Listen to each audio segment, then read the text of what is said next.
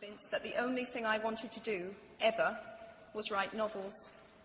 However, my parents, both of whom came from impoverished backgrounds and neither of whom had been to college, took the view that my overactive imagination was an amusing personal quirk that would never pay a mortgage or secure a pension.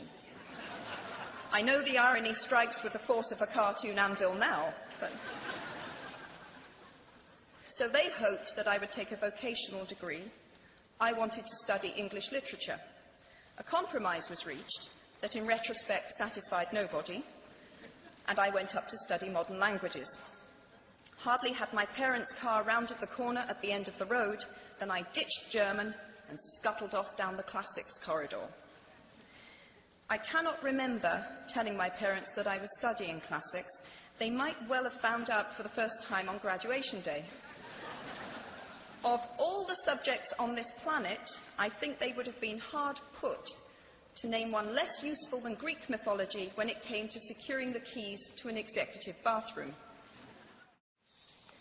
Now, I am not dull enough to suppose that because you are young, gifted and well-educated, you have never known heartbreak, hardship or heartache. Talent and intelligence never yet inoculated anyone against the caprice of the fates, and I do not for a moment suppose that everyone here has enjoyed an existence of unruffled privilege and content.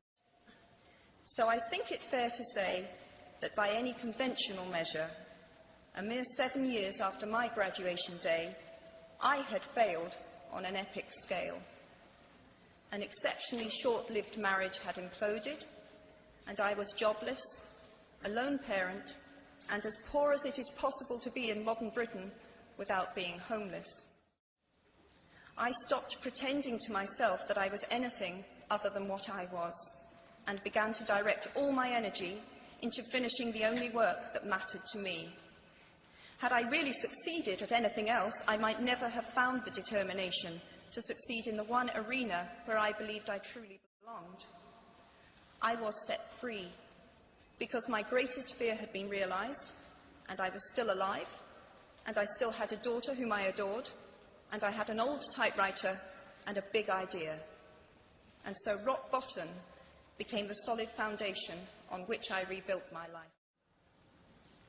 One of the many things I learned at the end of that Clàssiques corridor, down which I ventured at the age of 18, in search of something I could not then define, was this, written by the Greek author Plutarch: "What we achieve inwardly will change outer reality." We do not need magic to transform our world. We carry all the power we need inside ourselves already.